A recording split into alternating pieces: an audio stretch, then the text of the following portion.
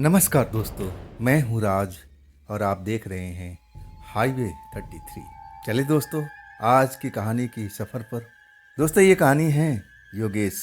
पूरा नाम तो योगेश, लेकिन उनको प्यार से लोग योगी योगी बुलाते थे। उत्तराखंड के निवासी रहने वाले थे, लेकिन काम करते थे दिल्ली के एक प्रॉपर्टी डीलर बिल्डर के पास में। जिस फ्लैट में रहते थे, जिस बिल्डिंग में रहते थे ना, उसमें 3 मंजिल बना हुआ था। तीनों मंजिल पर दो दो फ्लैट थे और सभी में किराएदार रहता था। कभी कभी बीच में कोई किराएदार खाली भी करके चला जाता था। कुछ दिनों में दूसरा नया किराएदार आ जाता था। लेकिन जो योगेश यानी जोगी जी, अब उनकी उम्र लगभग 24-25 साल की हो चुकी थी और वो लगातार उस बिल्डर के पास 4 साल से काम कर रहे थे, यानी 20 साल की उम्र से। घर भी जाते थे, 5-6 महीने के बाद में छुट्टी लेकर अपने परिवार के पास भी जाते थे और फिर वापस आ जाते थे। आज जिस बिल्डिंग में रहते थे ना, वो बताया ना 3 मंजिल की थी, लेकिन वो किसी फ्लैट में नहीं रहते थे। उनको जिनका मालिक था, अब उनको फ्लैट नहीं दिया था रहने के लिए। उसी बिल्डिंग के छत पर एक कमरा बनवा दिया था, पानी की टंकी के पास में, और छत खुला हुआ था। आप उसी कमरे के अंदर में रहती थी, अपना जीवन यापन आप उसी जगह पर करते थे, खाना बनाना सब कुछ, और दिन में बिल्डर का काम करना। उसके ऑफिस में सर सफाई से लेकर के ग्राहकों को फ्लैट दिखाना। कई ग्राहक नए मकान भी ढूंढते थे, तो सारी मेहनत करते थे अपने बिल्डर के लिए। अब बदले में बस थोड़ा रकम मिला करता था योगेश को, यानी योगी को। गरीब परिवार से थे, ज़्यादा पढ़े लिखे भी नहीं थे कि अच्छी नौकरी पा सके, तो ले दे करके उनका 4 साल से उसी बिल्डर के पास में गुजारा हो रहा था। और उस बिल्डिंग में 4 साल में ना जाने कितने लोग आए और कितने लोग चले गए। आखिरकार वो पूरा बिल्डिंग किराए के लिए ही था। योगेश जी जब ये घटना मुझे बताए ना, तो मैं सोचने पर मजबूर हो गया, क्या ऐसा भी हो सकता है क्या। तो चलिए इस कहानी को शुरू से शुरुआत करते हैं, और योगेश जी के ही शब्दों के साथ में। दोस्तों, मेरा नाम है योगेश। शॉर्टकट में लोग मुझे योगी बुलाते थे। मेरी उम्र लगभग 23-24 साल की लगभग हो चुकी थी, 24 साल के आसपास हो चुकी थी।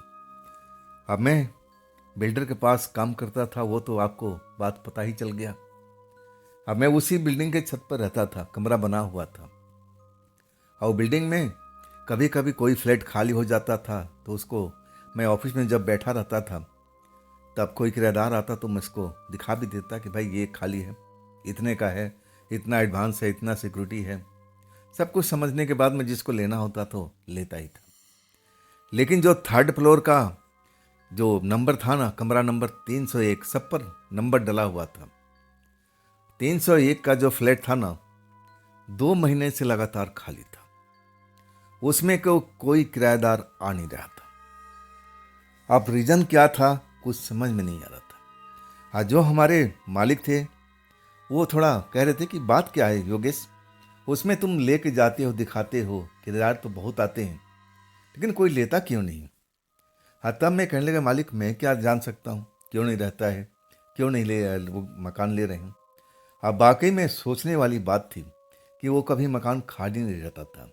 जैसे खाली होता था 2-3 दिन के बाद मकान भर जाता था, लेकिन आज के टाइम में वो 2 महीना से खाली पड़ा हुआ था। अब मालिक ने अब ज़्यादा देर तो ऑफिस में बैठते नहीं थे, उनके और भी बिल्डर थे, तो इधर उधर घूमना, उनके और भी साइड थे, काम था। तो सुबह में 1 घंटा और देर रात को करीब 1 घंटा, कभी कभी उनका मूड होता था तब आते थे, नहीं तो सारा काम मैं ही संभालता था। कोई आता फ्लैट दिखाना, आसपास में और भी उनके थे तो उनको भी दिखा देता, उनका नाम नंबर लेके रख लेता। कोई बातचीत करना होता, सारा डिटेल अपने मालिक को मैं दे देता था कि इतने लोग आज ऑफिस में विजिट किए, इतने इतने लोगों ने मकान देखा, ये देखा, वो देखा, अब किनसे क्या बात हुई, सब कुछ मैं मालिक को बताता था। और 4 साल से यही मेरा काम था, यही मेरी नौकरी थी। सुबह आकर के ऑफिस को सफाई करना, हर चीज़ साफ सुथरा करना, और इसके बाद अपने काम में मैं जुट जाता था। जिस मकान की बात कर रहा था ना कि 2 महीने से खाली था, शाम की टाइम थी, लगभग सूरज अस्त हो चुका था। और तब एक बूढ़ा और एक बूढ़ी, ज़्यादा बूढ़ा बूढ़ी तो नहीं कह सकते, हाँ 50 साल के आसपास के दोनों थे। हस्बैंड वाइफ ही अब देखने में लगते थे। वो हमारे ऑफिस में आए। उस टाइम मैं कुछ काम कर रहा था, कुछ फाइलों में उलझा हुआ था, कुछ नोट कर रहा था। और तभी वो आते हैं, कहते हैं कि मुझे एक फ्लैट चाहिए। मैं उनकी तरफ देखता हूँ। देखने में 50 साल की उम्र थी, देखने में शरीफ लग रहे थे और अच्छे खासे परिवार के कपड़े लत्ते भी अब सही ढंग से पहन रखे थे। मैंने बोला कि बस 2 मिनट रुकिए। हमें उनको बिठाया, इज्जत से बैठ जाइए आप, पानी वानी चाहिए। तब उन्होंने कहा कि ना ना पानी वानी नहीं चाहिए, आप मुझे एक फ्लैट अगर आप आपके पास में है तो दिखा दीजिए। और तब मैं कहने लगा थोड़ी सी बस टाइम दीजिए, मैं आपको लेके चलता हूँ। पास में ही फ्लैट है लेकिन तीसरे मंजिल पर है। तब वो बूढ़ा जो थे कहने लगे कोई बात नहीं, किसी मंजिल पर हो कोई बात नहीं, हम देख लेंगे और तब बता देंगे आपको, पहले हमें कमरा दिखा दीजिए, फ्लैट दिखा दीजिए। मैं अपना काम में जो फंसा हुआ था उसको छोड़ देता हूँ और फिर उनको ले जाता हूँ अपने बिल्डिंग में। तीसरे फ्लोर का कमरा दिखाता हूँ। कमरा तो बड़े बड़े थे, अच्छा खासा था और ऊपर से फर्निश्ड भी था। बेड वगैरह सब, डबल बेड वगैरह सब कुछ लगे हुए थे, अलमारी सब लगा हुआ था। अब कुछ ही सामान लेके आना होता था जो आप ज़िंदगी में आप काम चलाने के लिए चाहिए, जैसे रसोई का कुछ सामान, कुछ ऐसे ही सामान की जरूरत थी। बाकी तो उसमें फुल फर्निश था कहा जाए तो। पंखा से लेके लाइट तक हर चीज़ हमारे मालिकों ने लगा रखा था कि किराएदार को लाने की अलग से ज़रूरत नहीं है। जब वो देख लेते हैं तो कमरा बड़ा पसंद आ जाता है। किराया पूछते हैं तो मैं किराया बता देता हूँ, जो भी टर्म कंडीशन था सब कुछ मैं बता देता हूँ। कमरा शायद दोनों को पसंद आ गया था। तभी अकेले में आपस में अब मुस्कुरा करके दोनों लोग बात कर रहे थे। तब मैं पूछा कि कमरा क्या पसंद आ गया आपको? तब कहने लगे हाँ कमरा पसंद आ गया। तब मैं पूछा कि कितने लोग रहेंगे इसमें, क्योंकि ये डबल रूम का कमरा था। तब वो बोले कि हम 3 लोग रहेंगे। मैंने बोला कि अभी तो आप लोग 2 ही लोग हैं, तीसरा कौन है? तब वो कहने लगे मेरी एक बेटी है, वो वैसे तो बाहर रहती है, कभी कभी आती जाती रहती है, उसके लेकर के हम लोग 3 लोग रहेंगे यहाँ पर। सौदा एक तरह से पक्का हो चुका था। फिर मैं ऑफिस जाता हूँ और फिर जो भी टर्म कंडीशन था वो पूरा हो जाता है। वो लोग अब एडवांस थोड़ा दे देते हैं, कहते हैं बाकी का रकम हम कल लेके आएंगे, और एग्रीमेंट वगैरह अब वो लोग बनाने के लिए तैयार थे। जो भी शर्तें थी, अगले दिन में मालिक जब आते हैं सुबह में तो मैं बता देता हूँ।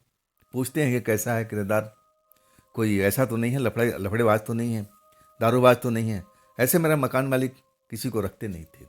मतलब जो मेरे मालिक थे ना, ऐसे लफड़ेबाज लोग को अब उस जगह पर, उस बिल्डिंग में रखते नहीं थे। वो भी साफ़ सुथरा थे और वो चाहते थे कि जो भी किराएदार हमारे बिल्डिंग में रहे वो भी साफ़ सुथरा रहे। लेकिन अंदर जाने के बाद में कौन क्या है किसको क्या पता। आखिरकार वो लोग उस घर को अब ले लेते हैं। जो भी अपना छोटा मोटा सामान है अब लेके आ जाते हैं, रहने लगते हैं। और मैं तो अपने उसी उसी बिल्डिंग में अब टॉप पर रहता था। कमरा बना हुआ था मेरा और उसमें अपना समय पास करता था। खाना बनाने का काम भी अपना छत पर करता था। और कभी कभी कोई पानी वानी का टंकियों के देखने के लिए नीचे से या ग्राउंड फ्लोर से या फर्स्ट फ्लोर से लोग आ जाते थे देखने के लिए। मैं क्यों उनको रोकूं? अब भाई सभी के लिए छत है, कोई किसी काम से आ सकता है। तो ऐसे करते करते जब वो लोग आ चुके थे ना, तो कम से कम हफ्ता दिन बीत चुका था। लेकिन जब भी वो लोग मुझे नज़र आए कहीं जाते आते, तो दोनों ही थे साथ में, मतलब पति पत्नी। बेटी अभी उनका कोई अभी तक मैंने देखा नहीं था कि बेटी काली है पीली है कैसी है। जब दिखाई नहीं दी तो मैं देख ही नहीं पाया था। अब इसके बाद एक रात को मैं थोड़ा लेट हो चुका था। एक प्रॉपर्टी दिखाने के लिए मैं दूर ले गया था। मेरे जो मालिक थे ना, मुझे एक स्कूटर दे रखे थे। ज़्यादा दूर मुझे जाना होता था ना तो वही स्कूटर लेके जाता था। अब तो मैं गया तो था दूर, लेकिन आने के टाइम में अब स्कूटर में थोड़ा दिक्कत परेशानी हो गई और मुझे स्टार्ट करने में ज़्यादा वक्त लग गया। हालांकि वो फॉल्ट छोटा सा था, लेकिन मुझे आइडिया नहीं आ रहा था। आखिरकार एक स्कूटर सवार ने ही मेरे मदद किया कि भैया मैं ऐसे आपको स्टार्ट कर देता हूँ, आप परेशान हो रहे हो। अब वाकई में अब उसने कोई टेक्निक लगाया और मेरा स्कूटर स्टार्ट हो गया था। कमाल की बात थी। हाँ, इसके बाद जब लौटता हूँ ना तो 10:30 बज चुका था। भूख लगी हुई थी। मैं थोड़ा फ्रेश होकर के छत पर और मैं अपना खाना वाना बनाने लगता हूँ। अब इसके बाद मैं भी कोई दारू शराब तो पीता नहीं था, ना ऐसा कोई नशा था। सब्जी वगैरह बना करके सोचा कि थोड़ा रोटी वोटी बना लूँगा। तभी रात के 10:30 बज रहा था, कोई ज़्यादा विशेष टाइम नहीं था। तब मैंने किसी को छत पर टहलते हुए देखा था। जब मैं उसका चेहरा देखा, चांद की रोशनी थी, चेहरा देखा तो वैसे मैंने अपने बिल्डिंग में किसी को देखा नहीं था। जवान लड़की थी, उम्र करीब 22-23 या 25 साल के आसपास की होगी। देखने में खूबसूरत थी, तरीके का ढंग का कपड़ा पहन रखी थी। मैं उसको पहली बार देखा था। मैं समझ नहीं पाया कि कौन सी फ्लोर की है, या ग्राउंड की है, फर्स्ट की है, कौन सी फ्लोर की है। मैं कभी पहली बार देखा था। मैं वैसे भी लड़कियों से कम बोलता था, मैं अपने काम में व्यस्त था। और वो छत पर टहल रही थी, कभी आगे जा रही थी, कभी पीछे जा रही थी। लेकिन जब भी मेरे दरवाजे के पास से गुजरती ना तो झांक लेती थी कि अंदर चल क्या रहा है। जब वो आके झांकती है ना, मैं अपने काम में मशगूल था, लेकिन जैसे मुझे आट होती है तो मैं उसकी तरफ देखता हूँ। तब मेरे मुंह से निकल ही जाता है, आप नहीं आए हैं क्या यहाँ पर इस बिल्डिंग में? वो कुछ बोलती नहीं है, रुक जाती है मेरी बात सुन करके। मैंने बोला कि मैडम आप नहीं आई हैं। तब वो ऐसे ही खड़ी रहती है, कुछ बोलती नहीं, बस मुझे देखती रहती है। मैं ही खुद उठ जाता हूँ, जो काम कर रहा था, नहीं चलो इससे पहले बात कर लेते हैं, जानकारी ले लूँ कि किसके घर में आई है। ये तो नहीं दिखाई दे रही है, लड़की है, रात का 10:30 से ऊपर का टाइम हो रहा है, बात क्या है कि छत पर टहल रही है। मैं दरवाजे पर आ जाता हूँ, लड़की दरवाजे के बाहर ही खड़ी थी। तब मैं पूछता हूँ कि मैडम जी आप किसके घर में आई हैं, किसके साथ में रहती हैं, कौन सी फ्लोर में? लड़की अभी मुझे नीचे उससे ऊपर तक घूर के देखा और तब कहती है कि 3rd फ्लोर का 301 नंबर में रहती हूँ। मुझे ध्यान आ गया ये कि वो फ्लोर वो जो था मैंने ही उठवाया था, सब कुछ कार्रवाई मैंने ही किया था, कागज पत्तर सब कुछ करवाने में मेरा ही हाथ था। तब मैं अब उनका नाम लिया कि क्या आप उनके घर की हैं, कहीं आप उनकी बेटी तो नहीं हैं? तब वो कुछ बोले नहीं, अपना जैसे मेरे को घूरना जैसे जारी रखा था वैसे ही नीचे से ऊपर तक कई बार वो ऐसे ताड़ रही थी, घूर रही थी। उसको ताड़ना ही बोल सकते हैं। आखिर वो भी जवान थी, मैं भी जवान था, उम्र में कोई ज़्यादा विशेष फर्क नहीं था। मुझे उसका देखना थोड़ा अजीब लगा था। ऐसी लड़कियां किसी लड़की की तरफ देखती नहीं हैं, वो जब भी किसी लड़के को देखती तो निगाहें झुका लेती हैं, लेकिन ये लड़की अलग किस्म की थी। इसको लग रहा था कि कोई लड़कों से शर्म नहीं है, कोई लिहाज नहीं है। अब वैसे ही वो घूर रही थी। मैं सोचा कि छोड़ो ना, हमें क्या करना है, कौन से हमारे परिवार के हैं, अब मैं इससे क्या फालतू बात करूं। तब मैं कहता हूं कि देखिए रात ज़्यादा हो गई है, आप जा कर के अपने घर में आराम कर लिए, आपके मम्मी पापा ढूंढ रहे होंगे आपको। वो मेरी बातें को सुनती रही लेकिन कोई बोले नहीं।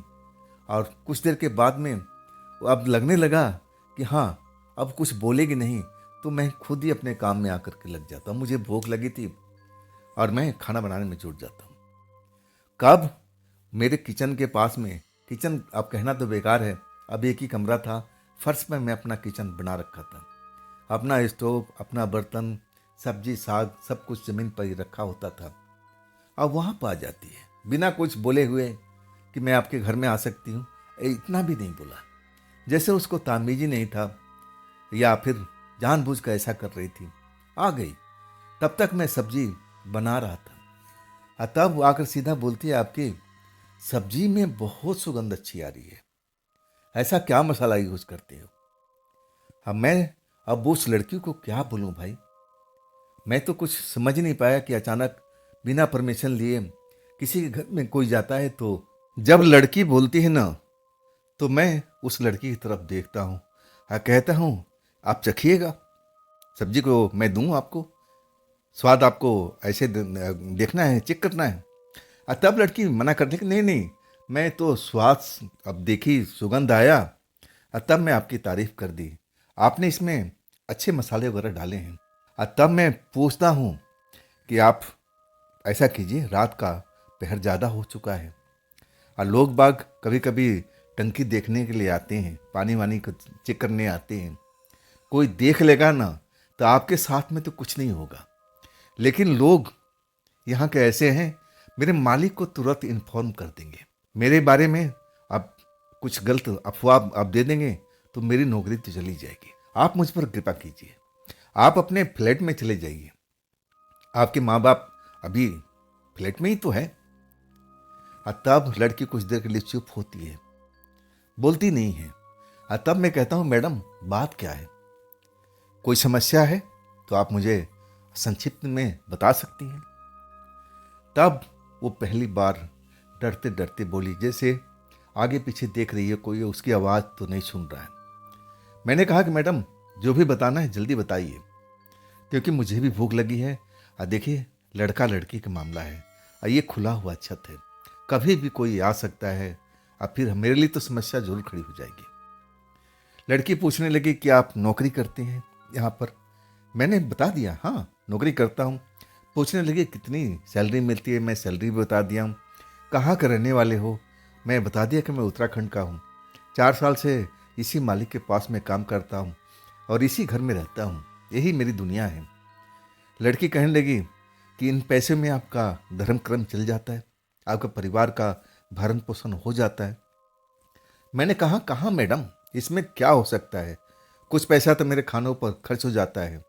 कभी कभी कोई मकान जब खाली होता है, कोई बिक्री होता है तो 150 रुपये कोई खुशी से दे देता है और उसे थोड़ा सा मेरा गुजारा हो जाता है। बाकी आप समझ सकते हैं कि महंगाई के ज़माना है, इतने में धर्म कर्म कैसे चलेगा परिवार का।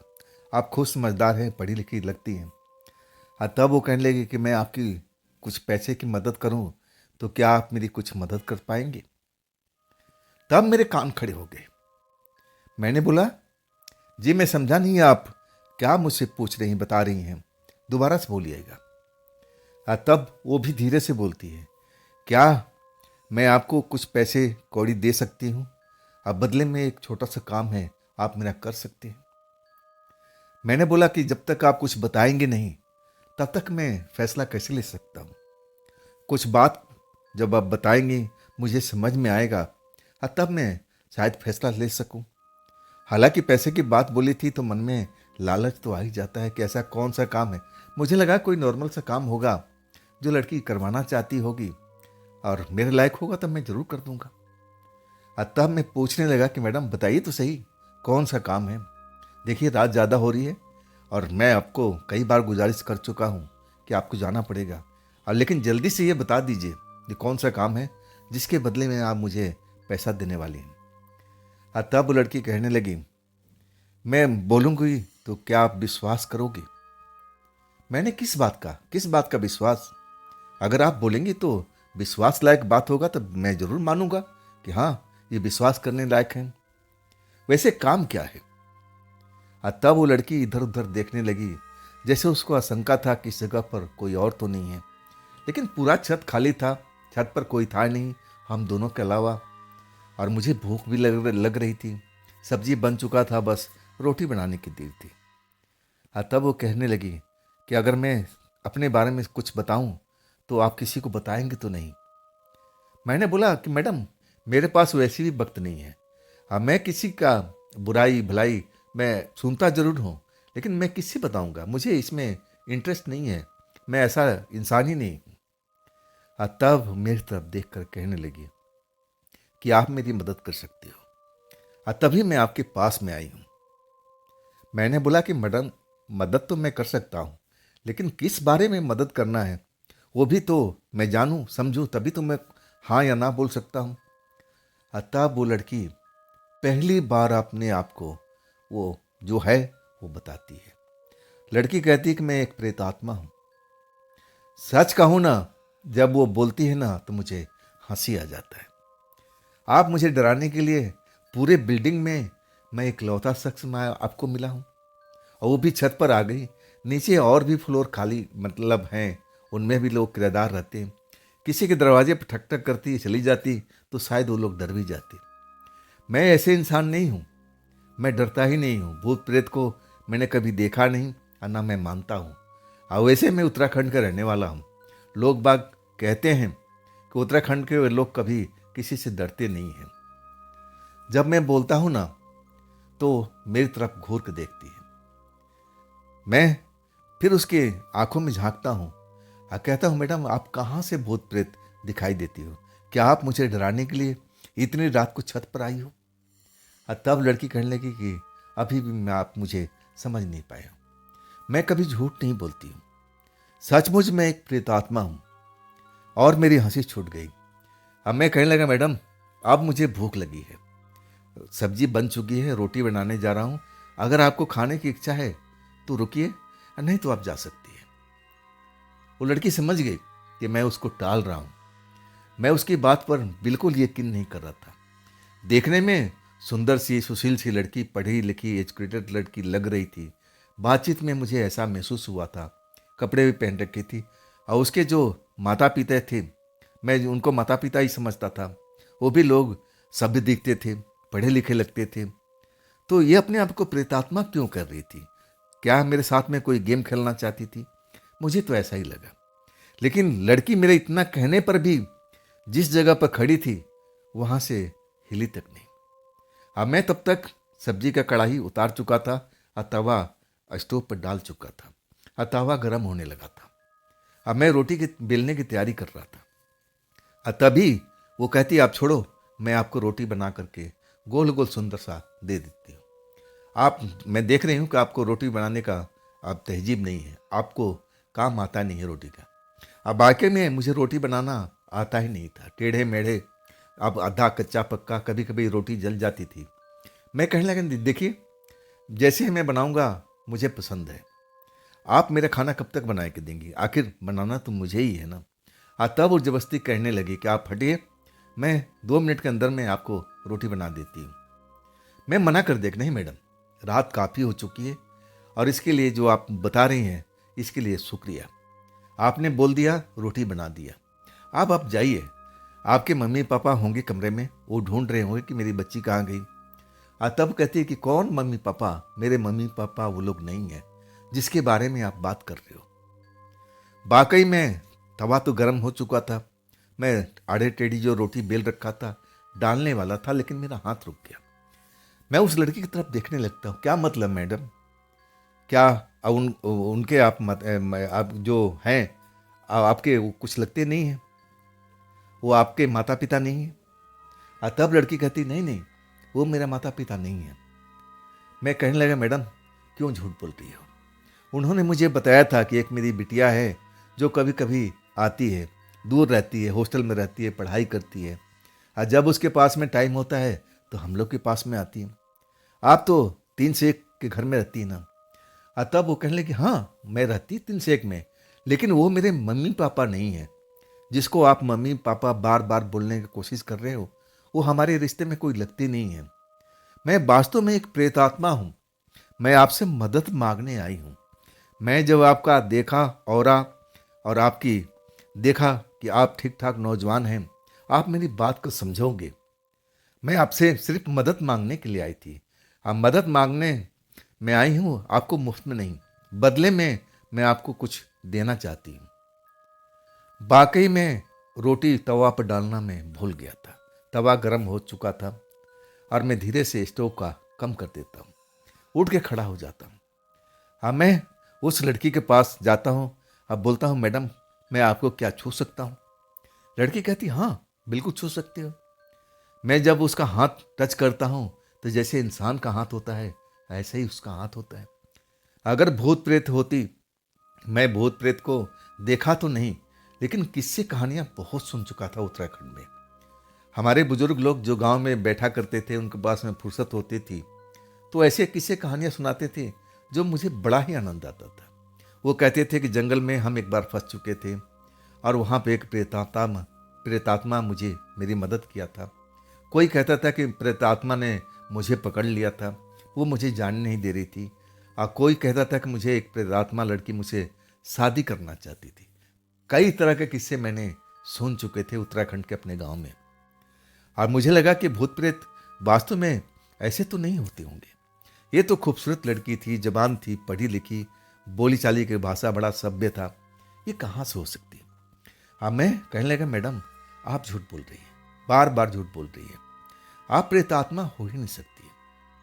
लेकिन लड़की का कहना था कि मैं रियल में प्रेतात्मा हूँ, और वो मेरे जो फ्लैट में रहते हैं वो मेरे मम्मी पापा नहीं हैं।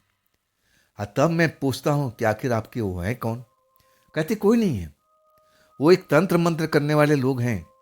और वो जो मियाँ बीबी आप समझ रहे हो ना, वो एक्चुअल में मियाँ बीबी नहीं है, दोनों तांत्रिक हैं, अलग अलग रहते हैं, उनके परिवार अलग है। और जब कोई काम करना होता है ना, तो वो लोग ऐसे ही किसी घर को किराए पर ले लेते हैं, अलग अलग शहरों में, अलग अलग एरिया में रहते हैं। वहाँ जाते हैं, तंत्र मंत्र जहाँ आसपास में करना होता है, और कोई बड़ा खेल करना होता है, तब लोग इकट्ठे होते हैं। वो मेरे मम्मी पापा नहीं है ना, आपस में वो पति पत्नी है, दोनों तंत्र मंत्र का जानकार हैं। जब लड़की बताती है ना, तो मुझे विश्वास नहीं होता, ये कैसे हो सकता है। मैंने उनको देखा था अच्छी तरह से, मैं तांत्रिकों को हुलिया जानता था, तंत्र मंत्र करने वाले गले में माला वगैरह, बहुत सारी अंगूठी, और देखने में वो तांत्रिक जैसे दिखते हैं, लेकिन ये तो पढ़े लिखे इंसान की तरह लगते थे, कहीं से भी तंत्र मंत्र वाला व्यक्ति नहीं लगते थे। मैं उस लड़की से पूछता हूँ कि मैं आप पर कैसे यकीन करूँ कि आप कोई प्रेतात्मा हैं। तब कहती है, मैं आपको कुछ दिखाती हूँ, तब आपको यकीन हो जाएगा। अब मेरे आंखों के सामने से लड़की गायब हो जाती है। अब वाकई में जब मैं देखता हूँ जिस स्थान पर लड़की खड़ी है, वहां पर कोई नहीं दिखता ना, वाकई में मुझे पसीना छूट जाता है। सच कहूं ना कि इतना डर मैंने कभी जिंदगी में कभी डरा ही नहीं था। ऐसा मेरा हाल हो जाता है, हाथ पैर कांपने लगते हैं, पसीना शरीर से निकलने लगता है, मेरा मुंह की आवाज़ बंद हो जाती है। शायद लड़की देख लिया था कि मैं डर चुका हूं, कहीं मेरे साथ में बुरा ना हो जाए, कहीं मैं गिर ना पड़ूं, शायद उसने ताड़ लिया था।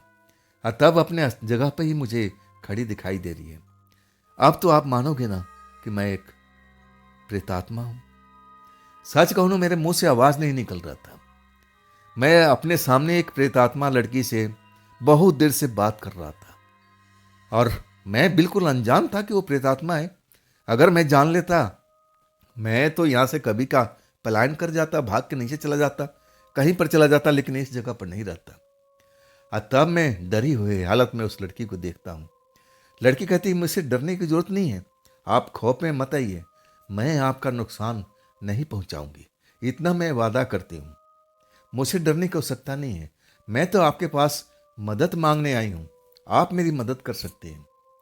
मेरी आवाज़ सही ढंग से निकल नहीं रही थी, बोलने की कोशिश कर रहा था, लेकिन डर के मारे आवाज़ साथ नहीं दे रही थी, शायद उसको लग गया था। तब कहती है कि मेरे बारे में सोचिएगा, मैं आपसे कल मिलूंगी, लेकिन यह बात को ध्यान रखिएगा, ये बात किसी के कानों में ना पड़े, इस बात को आप गांठ बांध लीजिएगा, ये बात किसी को बोलिएगा नहीं, किसी को मालूम नहीं होना चाहिए कि मैं प्रेतात्मा हूँ। अगर आप किसी को बताएंगे तो समझ लो आपको मैं नुकसान पहुँचा सकती हूँ। लेकिन मैंने जो आपसे रिक्वेस्ट किया है, प्रार्थना किया है कि आप मेरी मदद कीजिएगा, बदले में मैं आपको धन दौलत दूंगी, पैसा दूंगी, उस पर सोचिएगा। इसके बारे में मैं कल आकर के बात करूंगी, आप इस टाइम तो डर चुके हैं। अब वाकई में वो लड़की मेरे दरवाजे से बाहर निकल जाती है। अब मैं उसकी आवाज़ भी जो चलती है, तो आवाज़ भी महसूस नहीं कर पा रहा हूँ, जैसे हवा से भी हल्की हो, और चली गई, और जरा भी आहट भी नहीं हुई। सच कहूँ ना, इसके बाद मैं दरवाज़ा धड़ाम से बंद कर लेता हूँ। अब रोटी किस लिए बनाने जाऊँ, हाथ पैर कांप रहे, इतनी मेरी बुरी हालत हो चुकी थी। और लड़की ने मना कर दिया था कि अगर मेरी बात को आप किसी को लीक किए, तब मैं आपका नुकसान पहुंचा सकती हूँ, कोई आपको बचा नहीं पाएगा। और मैं भयभीत हो चुका था। सच कहूँ, मुझे भूख तो मर चुकी थी। मैं कुछ भी नहीं बनाता हूँ, जो कढ़ाई में सब्जी रखा हुआ था वैसे वैसे पड़ा रहता है। भूख तो न जाने कहाँ खत्म हो गई थी, इतना मैं डर चुका था। और डरी हुई हालत में मैं आधी रात तक ऐसे ही बिस्तर पर पड़ा रहा। जब भी जरा सा हट होता था ना छत पर, मुझे लगता था कि वो दोबारा से आ गई है, दोबारा से मेरे सामने आ जाएगी और फिर अपने सवाल दोहराएगी। अब मैंने सुना था कि जो प्रेतात्मा किसी को दिख जाती है ना, उसके साथ कुछ ना कुछ बुरा जरूर करती है। मेरे गांव वाले ने किसी ने बताया था और वो मेरे दिमाग में, जहन में जिंदा था वो बात को, इसलिए मैं ज़्यादा खौफ में था। ये प्रेतात्मा तो मुझे दिख गई, क्या मेरे साथ में अब अनिष्ट होगा? मुझे ऐसा ही लग रहा था। डर शरीर से निकल नहीं रहा था। आखिरकार आधी रात के बाद कब मुझे झपकी आ जाती है और कब मैं नींद में चला जाता हूँ, मुझे पता ही नहीं चलता है। लेकिन इतना पता चलता है कि हाँ, वो सपने में भी जैसे मैं देख रहा हूँ उसको, कि मेरे आसपास मुस्कुराती हुई और कभी कभी इधर से उधर घूमती हुई दिखाई देती है सपने के अंदर में। इसके बाद मेरी जब नींद खुलती है ना, तो सुबह हो चुकी होती है। लेकिन सुबह होने के बाद भी मैं बहुत डरा हुआ था। चेहरा मेरा डर से पीला पड़ चुका था। अब तो मुझे ऑफिस जाके खोलना, सफाई करना, अगर मैं नहीं करूँगा तो मेरा मालिक अब कहेगा भैया जाओ कहीं और देख लो, अब जिस काम के लिए रखा वो काम ही नहीं हुआ तो तुम्हारा फायदा क्या? वो भी अपनी जगह पर ठीक थे, मैं भी अपनी जगह पर ठीक हूँ। अब डर की हालत था, लेकिन मैं अपने आप को संभालता हूँ और धीरे धीरे अपने तैयारी करके नीचे उतरता हूँ। मैं नाश्ता वगैरह कुछ बनाता नहीं हूँ। रात का सब्जी वैसे वैसे पड़ी रह जाती है, मैं उसको छूता नहीं हूँ। नीचे उतरता हूँ और सबसे जो सीढ़ियों के साथ में कमरा था 301 ही था और 301 का दरवाज़ा खुला हुआ था। और वो जो पति पत्नी थे ना, अब पति तो पलंग पर बैठा हुआ था और उसके सामने उसकी पत्नी बैठी हुई थी। मैं दोनों को चेहरा देखता हूँ सुबह सीढ़ी से उतरते हुए। मैं डर जाता हूँ उनको दोनों को देख करके। लेकिन उनकी जो लड़की थी, जिसको मैं लड़की समझता था, वो मुझे नज़र नहीं आई। और जल्दी जल्दी मैं सीढ़ियों से नीचे उतरने लगता हूँ और तभी वो सज्जन, बूढ़े सज्जन मुझे को आवाज़ देते हैं, मेरा नाम लेके पुकारते हैं, जोगेश बेटा, जोगेश बेटा, मेरी बात सुनना। सच कहूँ मैं उनके घर में जाने वाला नहीं था, इतना मैं डरा हुआ था। लेकिन वो कई बार बुलाते हैं, आखिरकार तब जा कर के मैं उनके दरवाजे पर जाता हूँ। हाँ अंकल, आप कुछ बोल रहे थे। और तब वो कुछ बात मेरे से पूछने लगे, को जो बिल्डिंग के बारे में था। अब मैं उनको बात को बता देता हूँ। वो कुरियर के बारे में पूछते थे कि बेटा आसपास में कुरियर कहाँ होता है। मैं उनसे काम था, मैं बता देता हूँ कि कुरियर आसपास में ही है, आप किसी में जाइए गली में, आपको वो शॉप मिल जाएगी। मेरी जान छूटी थी। सीधा ऑफिस में अब रोजमर्रा का जो काम था साफ सफाई का वो करके और तब मैं आराम से बैठ जाता हूँ। मालिक नहीं आए थे सुबह में, कभी कभी कई दिन तक नहीं आते थे और मैं अकेला ही था, पूरा काम संभालता था। जो भी आता था उसका नाम, एड्रेस, फ़ोन नंबर मैं सब कुछ लिख लेता था। किसी को घर देखना होता था तो जो मेरे नज़र में होती थी मैं उनको अपने स्कूटर पर बिठा कर ले जाता था। उनके पास गाड़ी होती तो उनके गाड़ी के साथ में चला जाता था। यही तो मेरा काम था। सारा दिन मैं डरा हुआ था। हाँ, 2-3 कप चाय जरूर पिया था, इतनी मेरी हालत खराब थी। लेकिन भूख तो लगनी थी ना, शाम के टाइम में भूख लगता है। अब मैं सोचता हूँ कि मामला बहुत बिगड़ चुका है। प्रेतात्मा लड़की अब मुझे फिर आएगी, आज मेरे साथ में क्या करेगी? मैं तो इसके साथ में कुछ बुरा ही किया ही नहीं है, मैंने तो उसको इज्जत दिया, जो भी था ऊंच नीच मैं उसको समझाया एक लड़की समझ करके। लेकिन वो तो एक प्रेतात्मा निकली। मैं डरा हुआ था, खाना बनाने का मैं झंझट नहीं पाल सकता था, लेकिन रहना तो उसी मकान में था और मुझे कोई शरण अब मिलना ही नहीं था उसके अलावा। मैं ढाबा पर पहुंचता हूँ, रेस्टोरेंट में खाना खाता हूँ और फिर मैं अपने कमरे में आकर के अंदर से दरवाज़ा बंद कर देता हूँ और अपने बिस्तर पर आराम से डरा हुआ था लेटा हुआ। और जरा सी छत पर हाट होती थी ना, तो मेरे कान खड़े हो जाते थे। डर लगने लगता था कि वही प्रेतात्मा लड़की आ गई है, ना जाने क्या क्या सवाल अब करेगी, कहीं मुझे नुकसान तो नहीं पहुंचाएगी। मैं अभी भी खौफ में था। लेकिन आधी रात होने जा रही थी और वो प्रेतात्मा लड़की का अता पता नहीं था। कब मुझे नींद आ गया, अब मैं कब नींद में सो गया मुझे पता ही नहीं चला। जब मुझे कोई उठा रहा है ना, जब मुझे मेरे बाहों को खींच रहा है, मेरे बालों को खींच रहा है, तब मेरी नींद खुलती है। जैसे ही देखता हूँ ना, आंखें जब खोलता हूँ कि आखिर मुझे कौन उठा रहा है, और वही प्रेतात्मा लड़की मेरे बिस्तर पर बैठी हुई अब मुझे उठा रही है, मेरा नाम लेके, योगेश योगेश, उठो उठो उठो, तुमसे बात करनी है, तुमसे बात करनी है। जैसे ही मैं उसको देखता हूँ ना, मैं दहल जाता हूँ। लेकिन वो प्रेतात्मा की तरह अभी भी नहीं दिख रही थी। एक नॉर्मल जो सी लड़की होती है ना, वैसे ही थी, कपड़े लत्ते वैसे ही थे, वैसे ही उसका अब हेयर स्टाइल भी था, सब कुछ था। मतलब देखने में एक आम साधारण सी लड़की लग रही थी। मैं दरवाजे को देखता हूँ, दरवाजे में कुंडी वैसे के वैसे लगा हुआ है। मतलब ये लड़की हवा में अब तैर करके मेरे घर के अंदर पहुंच गई है। मैं खौफ में भर जाता हूँ, दरवाजा जब देखता हूँ कि अंदर से बंद है, तब मैं समझ जाता हूँ कि अरे ये तो प्रेतात्मा है, ये तो कहीं भी आ सकती है, कहीं भी जा सकती है। तब वो कहती कि देखो मेरे से डरो मत, मुझसे डरने की आवश्यकता नहीं है, कल तुम बहुत ज़्यादा डर गए थे, इसलिए मैं चली गई थी। मैं तुम्हारे पास अपनी एक समस्या लेके आई हूँ, वो तुम मेरी समस्या का समाधान करो। अब बदले में मैं तुम्हें अमीर बना सकती हूँ, धनवान बना सकती हूँ, अगर वो समस्या का समाधान कर दोगे तब। लेकिन मैं अभी भी जिस कंडीशन में था, मैं बहुत डरा हुआ था।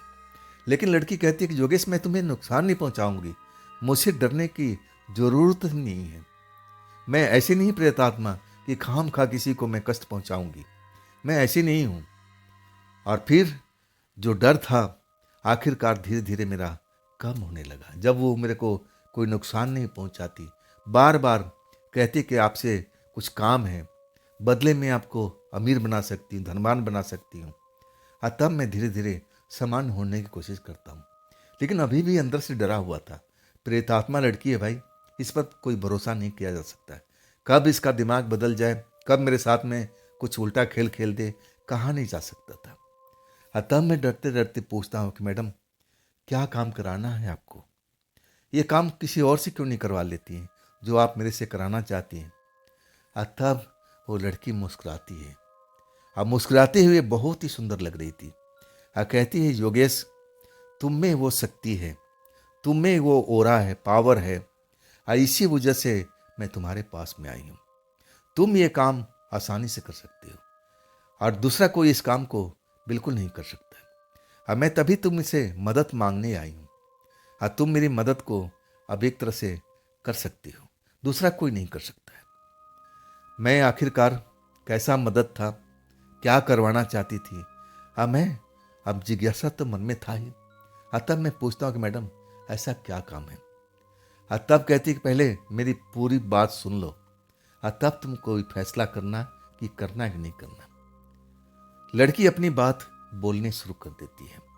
वो कहती है कि मैं एक प्रेतात्मा हूं, मैं एक पेड़ पर बैठी हुई थी, मेरा जो बास था एक पेड़ ही था, जहां उसको मैं अपना घर और द्वार सब कुछ कह सकती हूँ। कब से मैं प्रेतात्मा हूं मुझे तो कुछ याद भी नहीं था। मेरे ही तरह और भी प्रेतात्मा इस पेड़ पर, जिस पेड़ पर मैं बैठती थी, वो भी बैठते थे, और उस पास में कुछ और भी पेड़ थे जिसमें और भी कोई शक्तियाँ प्रेतात्माएं बैठा करती थी। अब हमारा तो ना भूख लगना है ना प्यास लगना है, हम लोग कैसे प्रेतात्मा बने, मैं कैसे बनी, मुझे तो कुछ भी याद नहीं है। और ऐसा ही हमारा समय चल रहा था। और एक रात जो मेरे साथ में होता है ना, तो मैं कुछ समझ नहीं पाती। तंत्र मंत्र वाला एक व्यक्ति आता है और वो मुझे अपने तंत्र मंत्र की शक्ति से मुझे पकड़ लेता है। मैं उसकी पकड़ से अपने आप को छुड़ाने की कोशिश करती हूँ, लेकिन तंत्र मंत्र का ऐसा बंधन मेरे शरीर को बांध देता है कि मैं अपने आप को छुड़ा नहीं पाती। आज जैसे ही मैं चिल्लाती हूँ ना, जो भी प्रेतात्मा है उस जगह से डर करके भाग जाती है। कोई भी मेरी मदद करने के नहीं आती। शायद उनको भी डर लगने लगा कि कहीं ये जो तंत्र मंत्र करने वाला है उनको भी ना पकड़ ले। लेकिन मैं पकड़ी गई थी। अब वो मुझे अपने घर पर लेके आता है, अब मेरे साथ में बहुत सारी शक्ति का उपयोग करता है, मुझे अब ऐसे काम करने पर बाध्य कर देता है जो मैं कभी अब ऐसा बढ़ना नहीं चाहती थी। अन्य कामों में मुझे इस्तेमाल करता है, मैं वो सब बातें तुमसे शेयर नहीं कर सकती। मुझे वो बात करते हुए घिन भी आती है।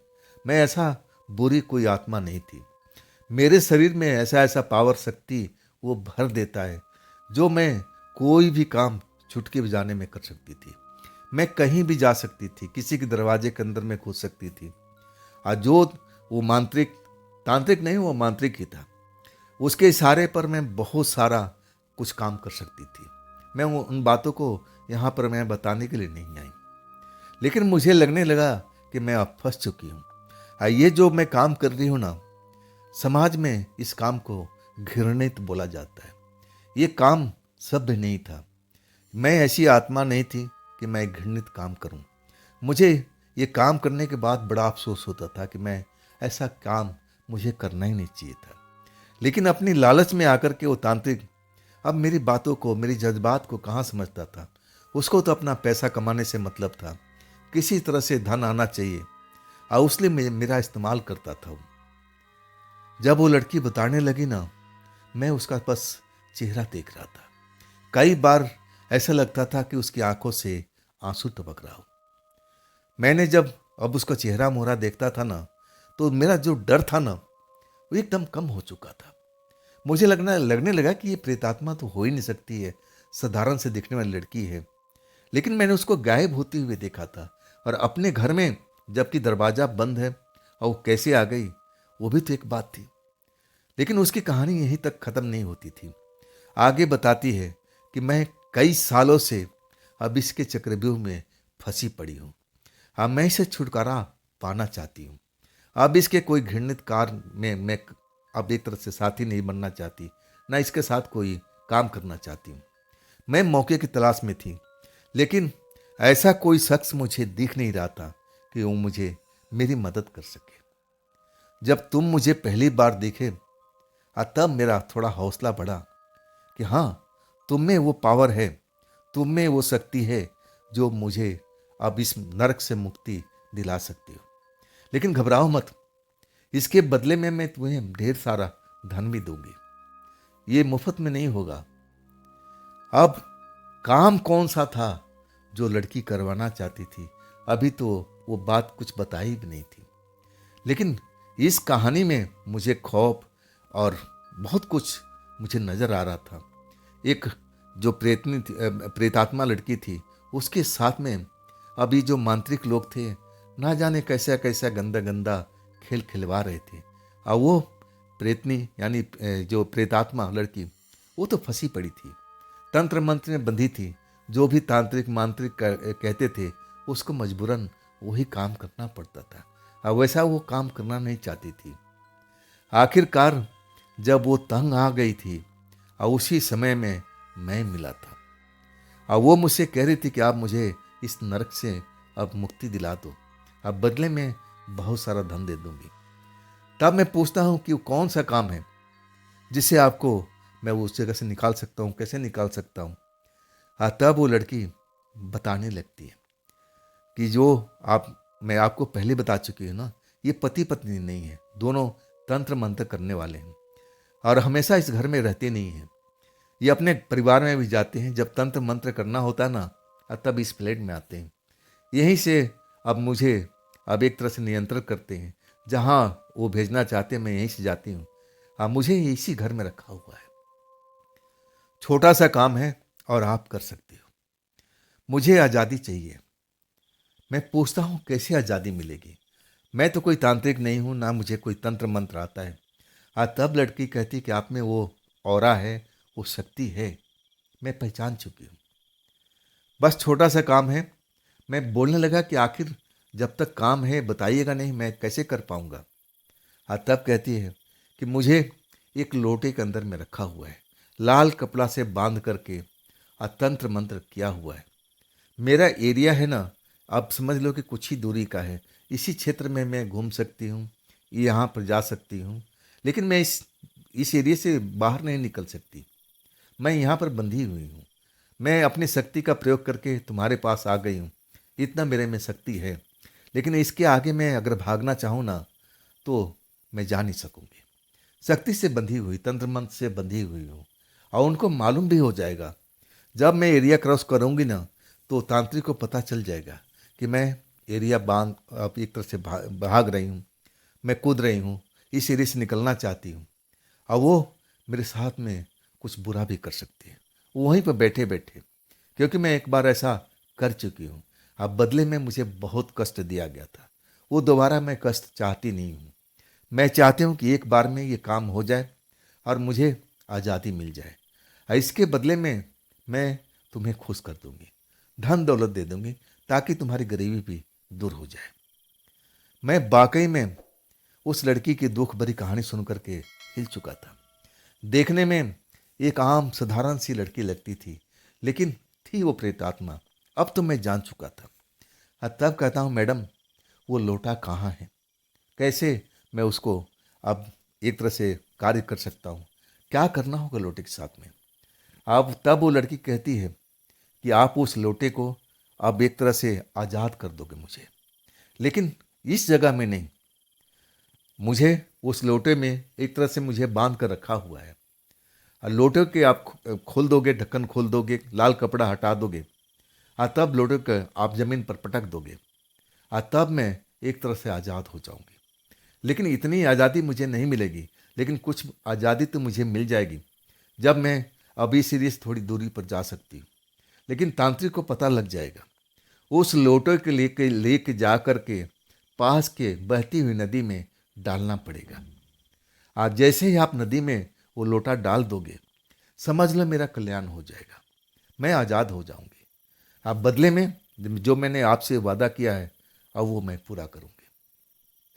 उस लड़की की बात मुझे अंदर तक हिला दिया था। मैं धन दौलत के चक्कर में नहीं था, मैं उस लड़की की कहानी सुन करके अंदर तक हिल गया था। ये कैसे प्रेत आत्मा बनी, उसको तो कुछ भी मालूम नहीं। आप देखने में साधारण सी लड़की लग रही थी, लेकिन थी प्रेत आत्मा। उसकी कहानी सुन करके मैं हिल चुका था। तब मैं कहता हूँ कि मैडम ये कब होगा। तब कहती है कि बस 2 दिन के बाद में। ये तो अभी लोग इसी घर में हैं, और 2 दिन के बाद वो लोग कहीं पर तंत्र मंत्र करने जाएंगे, और उसी टाइम आपके पास और मेरे पास में मौका है कि हम उस काम को आराम से कर सकते हैं। और आखिरकार मैं उस कहानी को, मतलब उस बात को मान लेता हूँ और कहता हूँ ठीक मैडम, मैं आपका ये काम कर दूंगा। और तब मुस्कुरा के कहती है कि आप भी निराश नहीं होंगे, जो मैंने आपसे बोला है बिल्कुल करके दूंगी। मैं आपको एक तरह से गरीबी से मुक्ति दिला दूंगी, ताकि अपने घर पर रह करके, अपने परिवार में रह करके अपने माता पिता की सेवा करें और अपना जीवन यापन भी सही ढंग से करें। आपको यहाँ रहने की कोई जरूरत नहीं पड़ेगी। लेकिन मैं अपने बारे में ज़्यादा चिंतित नहीं था। उस लड़की की कहानी मुझे अंदर तक हिला रखा था। अब मैं चाह रहा था कि कैसे भी उस प्रेतात्मा को मैं मुक्त कराऊं। 2 दिन का टाइम था, यानी 2 दिन के बाद में अमावस की रात थी, जो लड़की बता रही थी, और अमावस की रात को ये सब काम करना था। और उस टाइम उस घर में वो दोनों लोग, यानी तांत्रिक और उसकी जो पार्टनर थी, वो दोनों कहीं इस जगह पर नहीं थे, वो कहीं और जाने वाले थे, कोई तांत्रिक कार्यक्रम में। और ये घर खाली रहेगा, और यही मौका था कि वो सब हम काम कर सकते थे।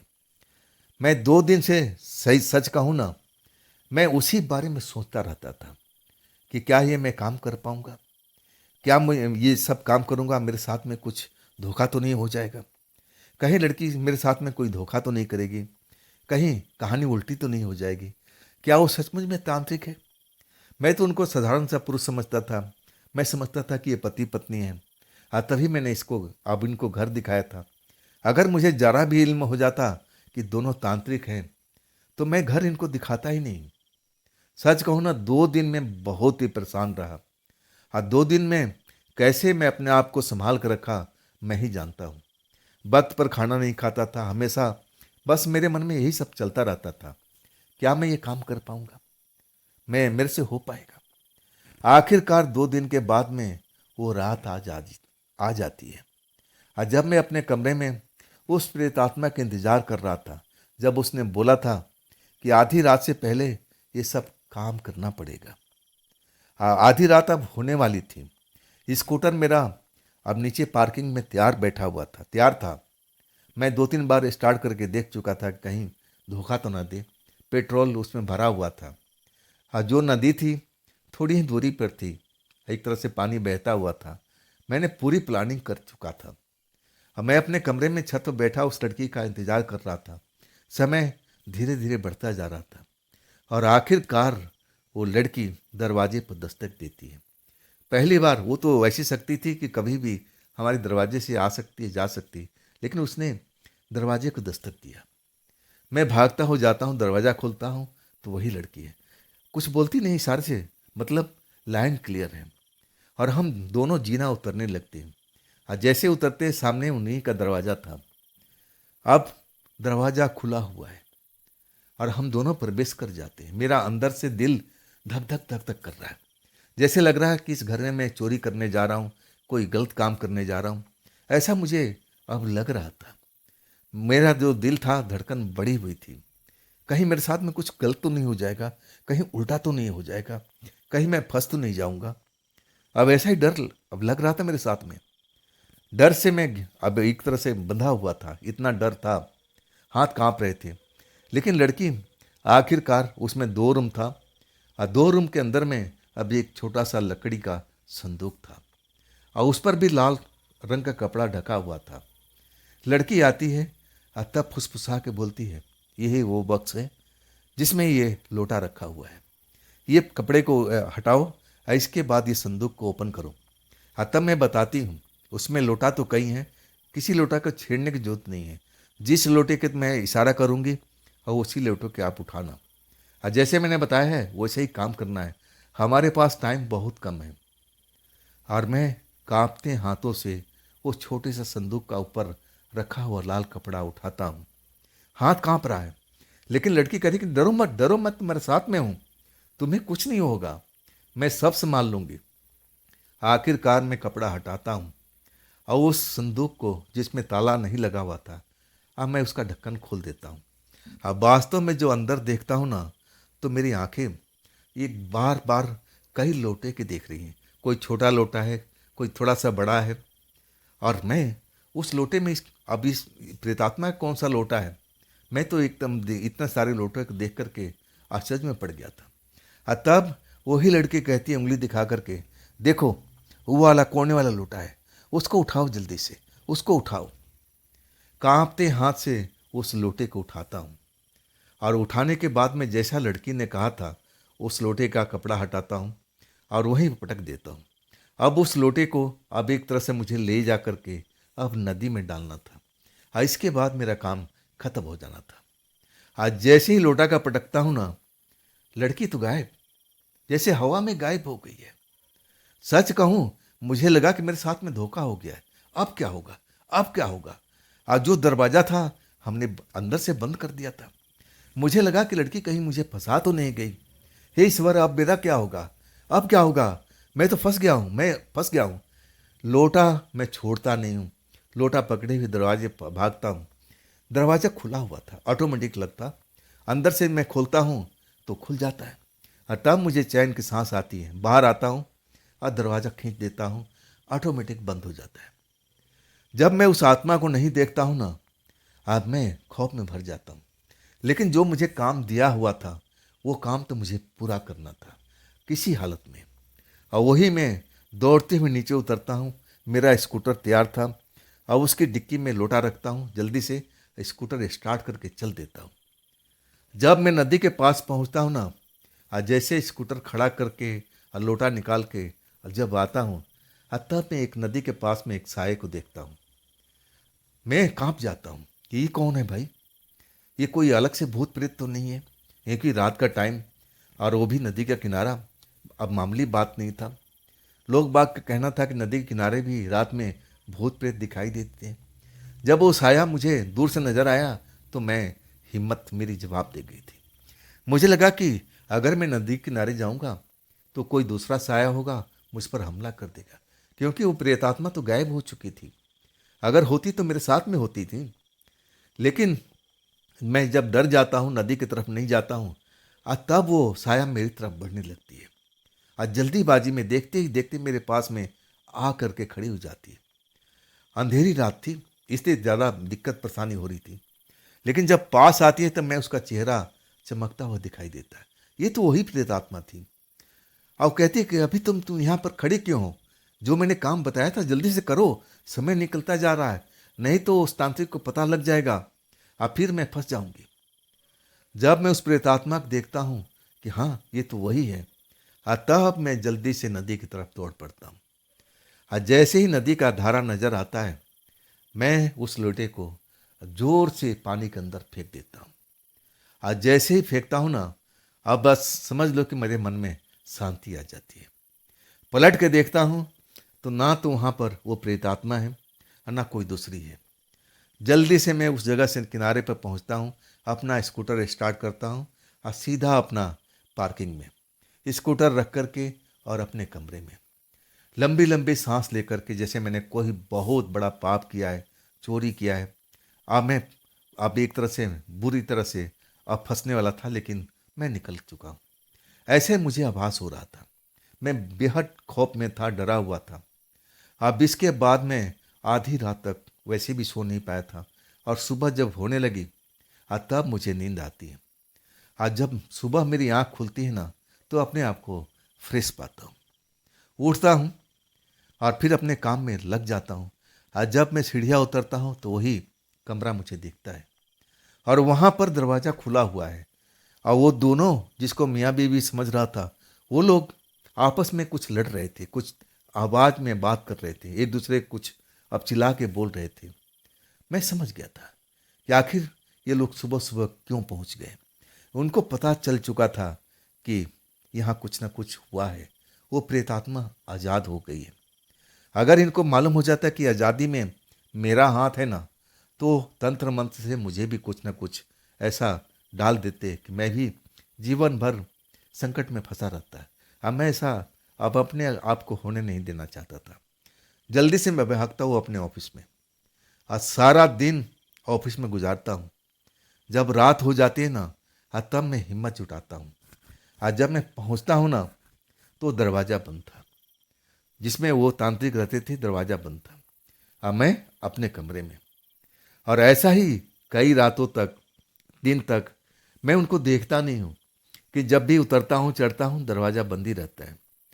आज जब 2 महीना हो जाता है, आज जब दरवाज़ा में उनको आता जाता नहीं देखता हूँ ना, तब मुझे लगता है कि मामला अब बिल्कुल सही हो चुका है। अब मुझे कोई डरने की आवश्यकता नहीं है। और आखिरकार एक दिन दोपहर में वो दोनों, जिसको मैं पति पत्नी समझता था, वो आ जाते। कहते हैं कि अब मैं ये कमरा छोड़ रहा हूँ। मैं तो समझ गया था कि उनके साथ में जो हुआ है, जिस काम के लिए आए थे, शायद उनका काम हो चुका है, क्योंकि ये तांत्रिक थे, मांत्रिक थे। अब ये अब निकल जाएंगे, जैसे लड़की ने बताया था, अब वैसे ही हो रहा था। मैंने बोला ठीक है, आपकी मर्जी, और जो भी अब रूल रेगुलेशन होता है मैं वो सब कार्रवाई करवा देता हूँ कि ठीक है जी, आप कमरा खाली कर दीजिए। अगले ही दिन वो कमरा खाली कर देते हैं। उनको जरा भी शक नहीं हुआ था कि इस जो खेल उनके साथ में हुआ था, और उसमें मैं शामिल था। उस टाइम ऐसा मुझे लगा था कि अंदर मेरे कोई अंदर शक्ति आ चुकी है। मैं उनसे डरा नहीं था, आंखें में आंखें डाल के बात कर रहा था। ऐसा कैसे मैं किया, ये मुझे कुछ समझ में नहीं आया। लेकिन अभी तक जो प्रेतात्मा मुझसे वादा करके गई थी कि मैं तुम्हें गरीबी से बाहर निकाल दूंगी, वो एक बार भी मुझे दिखी नहीं थी। मुझे लगा कि उसका काम हो चुका है ना, छोड़ो भाई, वो प्रेतात्मा आज़ाद हो गई है, उसी में मुझे खुशी है। मुझे कोई धन दौलत की आवश्यकता नहीं है। जैसा मेरा जीवन चल रहा है, जैसे मेरे भगवान चाहते हैं, अब वैसे ही मेरा चल रहा है। खाना पीना मेरे परिवार को मिल रहा है ना, बस इतना ही काफ़ी है। मैं लालची इंसान नहीं था, ना मेरा परिवार लालची था। अब इसके 1 महीने के बाद मैं अपने घर जाता हूँ, गांव जाता हूँ छुट्टी में, 1 महीने के लिए। बड़ी मुश्किल से मेरा मालिक मुझे छुट्टी देता था। वो समझता था मेरी महत्व को, कि मैं उसके लिए कितनी कीमती हूँ, कितना वक्त देता हूँ, सारा काम संभालता हूँ। तो ऐसे कर्मचारी को लोग जल्दी से छुट्टी नहीं देते हैं। लेकिन मैं जैसे तैसे छुट्टी पाल करके अपने घर पहुँचता हूँ। ये बात मैं किसी को नहीं, ना अपने दोस्तों को, ना अपने परिवार में किसी को कुछ भी नहीं बताया था। बताने लायक कुछ बता ही नहीं था। और मैं जंगल में ऐसे ही घूम रहा था, आसपास में जंगली इलाका था, आसपास में मेरे खेत थे। शाम के टाइम था, और ऐसा लगा कि मेरे पीछे पीछे कोई आ रहा है। आज जब मैं पलट के देखता हूँ ना, तो वही लड़की, वही प्रेतात्मा लड़की, आज जैसे ही मैं पलट के देखता हूँ, उसके चेहरे पर मुस्कुराहट दिखाई देती है। अब मैं एक पल देख करके मेरे दिल की धड़कनें बढ़ जाता हूँ कि आप यहाँ पर। तब कहती है कि हाँ, मैं आपसे वादा किया था ना कि आपको मैं गरीबी से बाहर निकाल दूंगी। आपने मेरी मदद किया। अगर आपने मेरी मदद नहीं करते तो मैं तो उसी मांत्रिक के चंगुल में रहती सदा के लिए। मैं कैद में रहती। अब मैं आज़ाद हूँ, आज़ादी का सांस ले रही हूँ। लेकिन उस मांत्रिक की वजह से जो मैं एक साधारण थी प्रेतात्मा, अब उसने मुझे शक्ति भर दिया है। मैं कुछ भी कर सकती हूँ। अब मैं आपके लिए ज़रूर कुछ ना कुछ करूँगी, आप चिंता मत कीजिए। अब इसके बाद कुछ लोग आते दिखाई दिए और तब वो लड़की गायब हो गई। मौका ही नहीं मुझे मिला उससे ज़्यादा बातचीत करने का। और एक शाम को फिर ऐसे ही होता है। वो लड़की आती है, बातचीत करती है, कुछ अपने बारे में बताना चाहती थी और तभी कुछ लोग राहगीर आ जाते हैं। उस रात भी शाम को ऐसे ही हो जाता है। अब मैं सोचने लगा कि आखिर मेरे लिए वो क्या कर सकती। अब मुझे कोई लालच नहीं था। मैं अब उसमें लालची इंसान नहीं था कि मुझे धन दौलत ही दे दे। लेकिन एक शाम को वैसे ही टाइम पर जब सूरज अस्त होता था तभी वो नजर आती थी।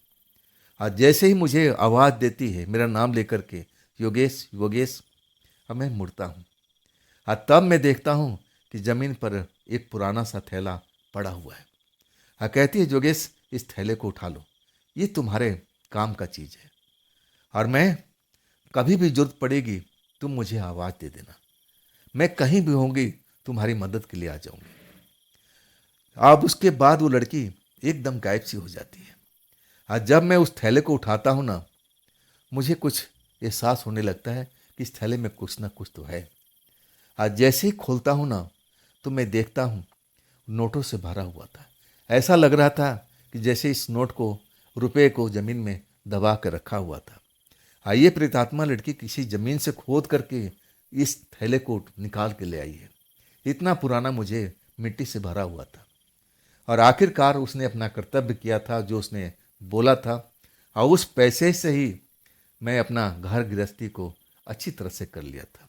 छोटा मोटा अपने गांव में रह कर के ही कुछ ज़मीन खरीदा, मकान बनवाया और छोटा मोटा अपना एक छोटा सा बिजनेस गांव के आसपास में ही करने लगा। इसके बाद मैं कभी शहर नहीं गया था।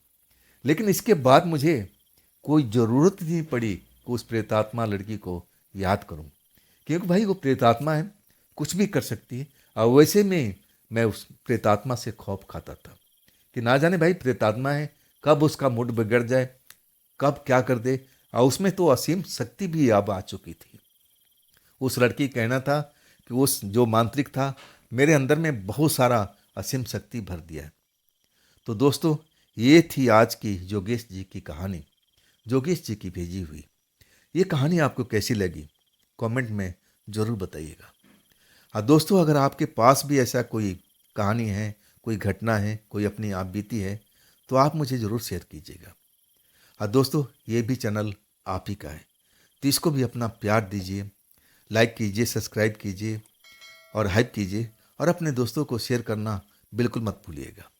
तो दोस्तों, फिर हम मिलते हैं एक नई कहानी, एक नई घटना के साथ कल की रात में। आप लोग अपना ख्याल रखिएगा। नमस्कार।